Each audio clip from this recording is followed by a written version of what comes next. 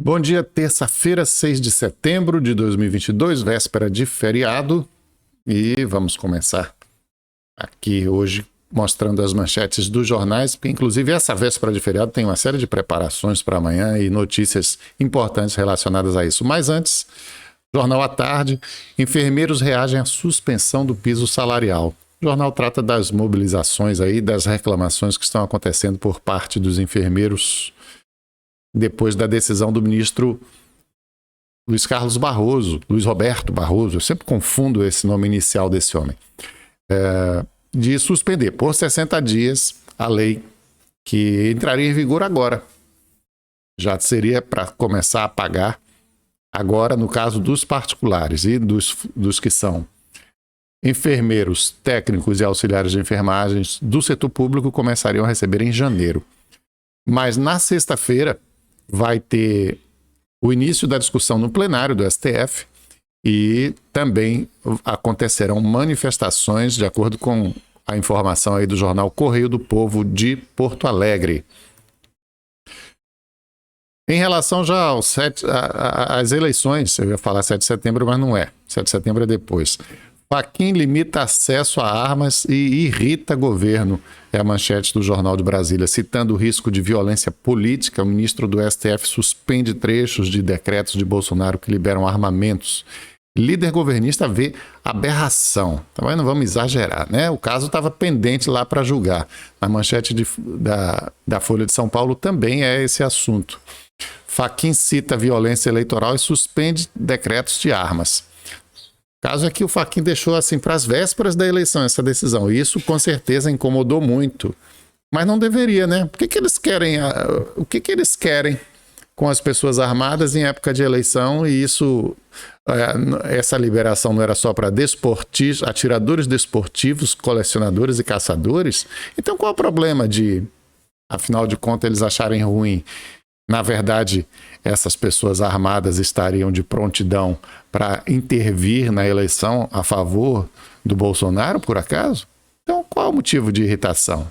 Tinha que ter motivo de irritação nenhuma. E o argumento de Fachin, de que há uma tensão eleitoral e é melhor tirar a arma de circulação, é inquestionável ou não é?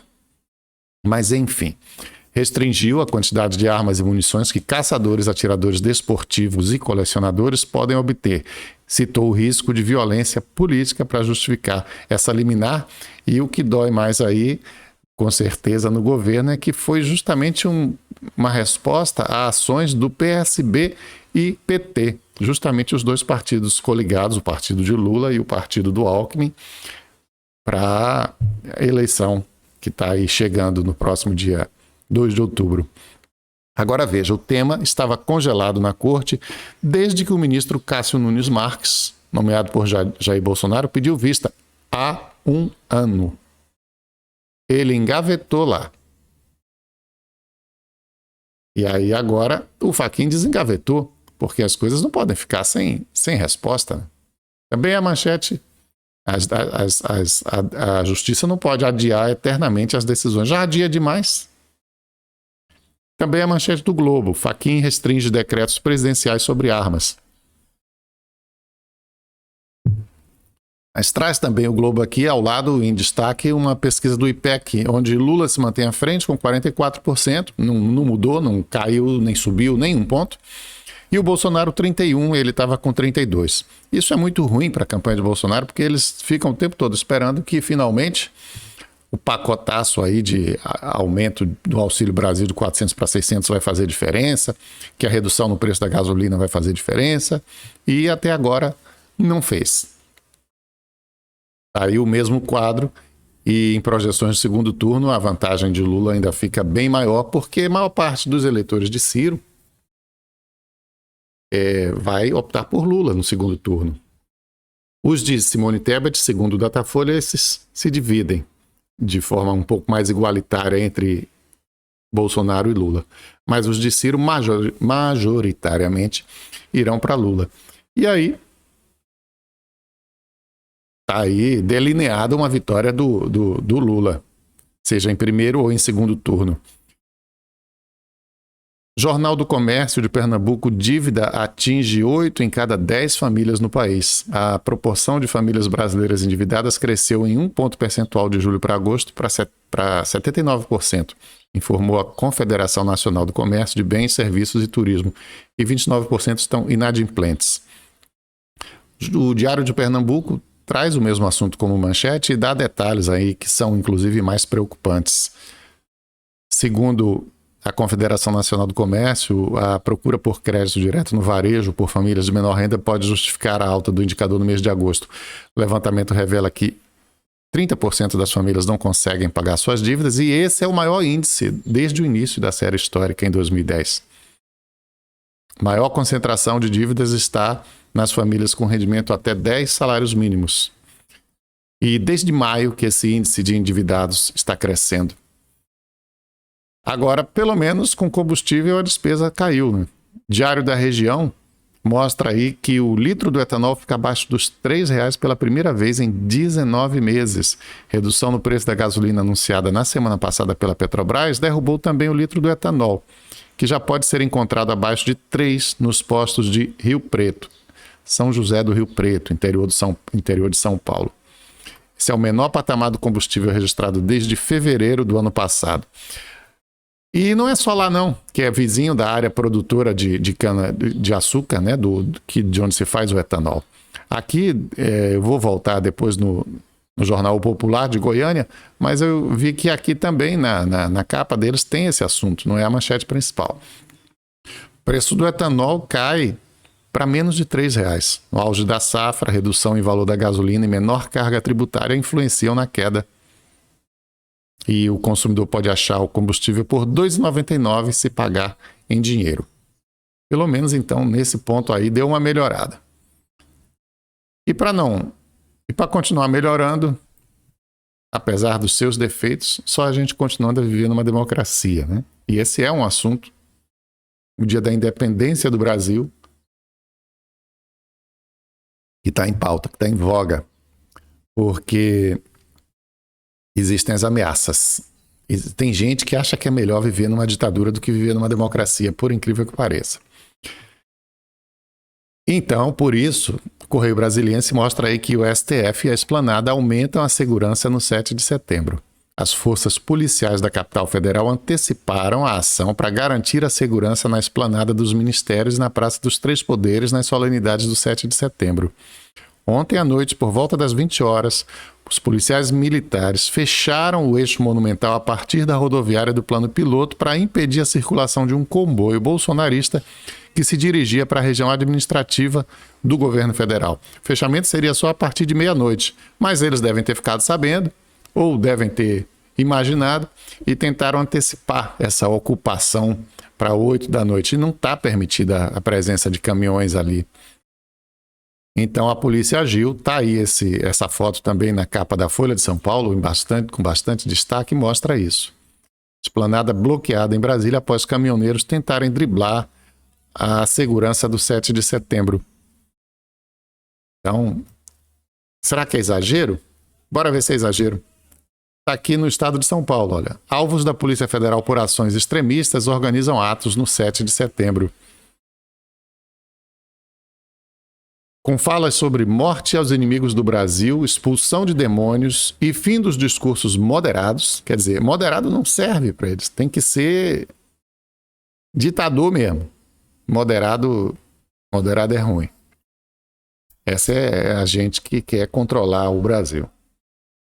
Então, pelo menos 25 militantes e canais fichados pela Polícia Federal por ações extremistas e notícias falsas fazem mobilização para o 7 de setembro.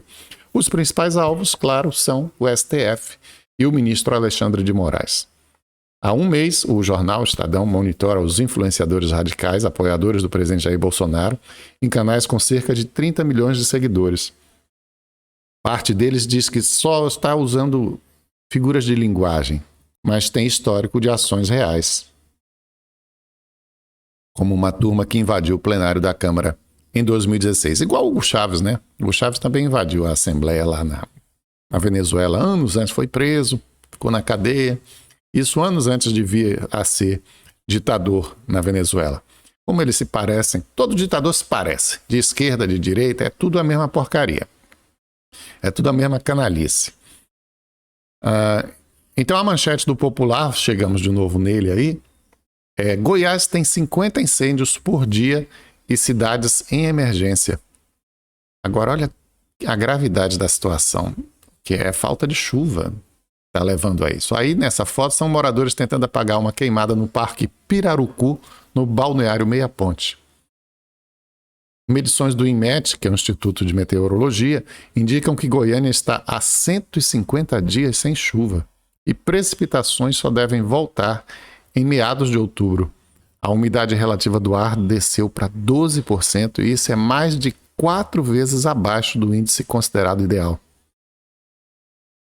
E o INPE, que é o Instituto Nacional de Pesquisas Espaciais, que está aí também, vou citar já, né, no próximo jornal, registra uma queimada a cada meia hora em Goiás. 50 incêndios por dia e cidades em emergência. Mas na Bahia também está acontecendo, apesar de que aqui onde eu estou, Feira de Santana, e na capital, Salvador, a gente está tendo um inverno bastante rigoroso para os nossos padrões, né, e que se estende e que demora para passar. Estamos em setembro e ainda temos previsão de chuva para os próximos dias. Tem feito frio para os padrões baianos, né? Mas tem uma parte do estado, já que a Bahia é muito grande, Bahia é maior do que a França, não esqueçam disso. Tem sofrido também com calor e seca, e isso resulta em muitas queimadas também no estado, uma explosão de queimadas. Queimadas crescem 78% em um mês na Bahia. Dados do Instituto Nacional de Pesquisas Espaciais, olha aí o INPE, mostram um salto de 530 para 947 focos de calor entre julho e agosto. Passou de 500 para 1.000, né? A gente pode dizer assim. E o Oeste é a região mais afetada por causa da mistura de ação humana com clima quente e seco. O Oeste da Bahia, vizinho ali justamente de Goiás, de Brasília, onde nós acabamos de ver no Jornal de Goiânia o clima muito, muito seco e a grande quantidade de incêndios decorrente disso. Então, hoje eu separei, olha, você viu aí que o primeiro, esse aí é o último jornal. O primeiro foi esse. À tarde foi o primeiro. E o Correio, também de Salvador, foi o último. Ficaram bem longe para eles não brigarem. Vamos lá, aqui continuando nas notícias agora, as que não são manchetes de jornais e estão aqui na internet, que são interessantes para a gente destacar. Uma delas é essa. PT e aliados querem impedir Sérgio Moro de usar a marca juiz em propaganda eleitoral. O Sérgio Moro está assim na campanha. A Federação Brasil da Esperança, que é o PT, o PV e o PCdoB, quer acionar a justiça para impedir que o candidato ao Senado no Paraná, Sérgio Moro, use o nome Juiz Moro em sua campanha. O advogado Luiz Eduardo Pequinin, que representa a federação, disse que Moro não é mais magistrado, por isso estaria confundindo o eleitor ao confundir sua candidatura com o próprio judiciário. Se ele quiser usar o nome ex-juiz Moro, não tem problema. Caso contrário, é usurpação de função pública. E usurpação de função pública é crime. Então, se o Sérgio Moro não queira cometer mais um crime. O crime de usurpação pública, usurpação de função pública, está previsto no artigo 328 do Código Penal. E tem pena de detenção de 3 meses a 2 anos e multa. Vocês já devem ter visto assim um caso de crime de usurpação de função pública, quando o sujeito é um golpista aí que tenta se passar, por exemplo, por policial, né? Arranja aí uma carteira, uma documentação falsa de policial civil, por exemplo, e tenta dar carteiradas por aí dizendo ser policial. Isso é crime de usurpação de função pública. Agora, em campanha eleitoral, realmente tem toda a razão aí a federação. Não é juiz Moro, ele não é mais juiz. Ele, para integrar o governo Bolsonaro, que ele ajudou a eleger, ele abriu mão do cargo de juiz. Não teve prejuízo com isso, não, já ganhou muito dinheiro depois. Mas juiz ele não é mais. Então ele vai se apresentar na cédula como juiz. O cara deixa de ser padre e vai se apresentar na cédula como padre. Pastor. Não, não vale. Não é como o astronauta, né? O candidato astronauta. O astronauta fulano, porque o astronauta ele não tem que ficar indo para o espaço o tempo todo para ser astronauta. É uma coisa que é igual o título de mestre, de doutor, o sujeito foi e ficou sendo para sempre. Mas o Moro não, o Moro é ex-juiz. Ex-juiz não é a mesma coisa. Então ele não pode concorrer com o nome de juiz, não. Por falar em engabelação, essa engabelação que não engabela ninguém da Prefeitura de Feira de Santana, que noticia isso. A Prefeitura intensifica serviços de limpeza em ruas do centro e bairros. Não é para ficar sujo nunca, para começar, porque para isso deveria existir pessoal trabalhando e fazendo a limpeza e executando os serviços de rotina, de manutenção. E que se são de rotina e manutenção não mereciam ser destacados como notícia. Porém, talvez a prefeitura não tenha nada além disso para dizer e fica aí fingindo que isso é uma realização. Isso não é realização. Mas também quem cai nisso? As pessoas se impressionam se virem tudo limpo o tempo todo. E, inclusive, são educadas dessa forma, aprendem a manter a cidade limpa. Agora, com a cidade toda emporcalhada o tempo todo, isso estimula os porquinhos também a continuarem a sujar. E quando limpa, de vez em quando, não é motivo para ser notícia, sinceramente. É motivo de vergonha, isso sim. De não fazer disso algo permanente. Bem, Feira de Santana enfrenta também agora mais 2 casos de varíola. Deus queira que não... Essa doença está longe, felizmente, de ser um surto como o da Covid, né? Os casos são muito espaçados. Temos em Feira de Santana agora 3 diagnósticos dessa doença, só que desses 3, um foi, não sei se foi agosto ou julho, acho que foi no iniciozinho de agosto, mas a pessoa, inclusive, quando foi noticiada, já tinha sido curada, tinha pegado a doença em outro lugar e, enfim, agora temos mais 2 casos e tem 22 casos suspeitos, aguardando o resultado. Esperamos que não sejam confirmados como positivos e que a gente esteja livre desse mal. A famosa fila da regulação. Mais de 45 pacientes aguardam por regulação em feira e eles finalmente trocaram a foto que ilustra essa matéria que é semanal. Essa atualização vai chegando aqui a 50 pacientes, agora são 48. Estão nas UPAs e policlínicas do município. Um homem de 59 anos está há 9 dias esperando a transferência para receber um tratamento adequado para pneumonia. Uma idosa de 81 anos espera transferência para tratar uma infecção nas vias aéreas.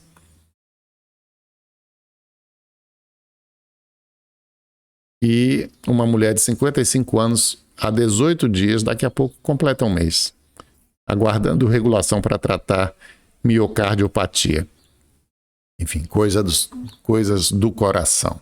Apela-se, portanto, às autoridades estaduais que tenham coração e tomem providência efetiva para que esse mal seja afastado, né, da saúde pública baiana. Investiu-se muito em hospital, em policlínicas bem equipadas, melhorou o serviço, mas a carência ainda é muito grande e é preciso reconhecê-la e combatê-la. Para isso estaremos aqui também falando do assunto, não deixando ele morrer, sempre que for necessário. E por hoje vamos ficando por aqui. Talvez amanhã. Amanhã é feriado, eu não vou nem dizer que não vou fazer, porque eu estou aqui, inclusive, pensando em fazer uma grande reformulação no modo de fazer o programa. E talvez entre em vigor amanhã ou na quinta-feira. Então, é isso. Estaremos de volta no feriado ou após o feriado. Porque o feriado vai render muita notícia, né? O feriado vai render muita notícia e talvez de hoje para amanhã já renda demais. Um abraço para você então. Até lá. Lembra de curtir, compartilhar, comentar, se inscrever no canal. Certo? E até breve.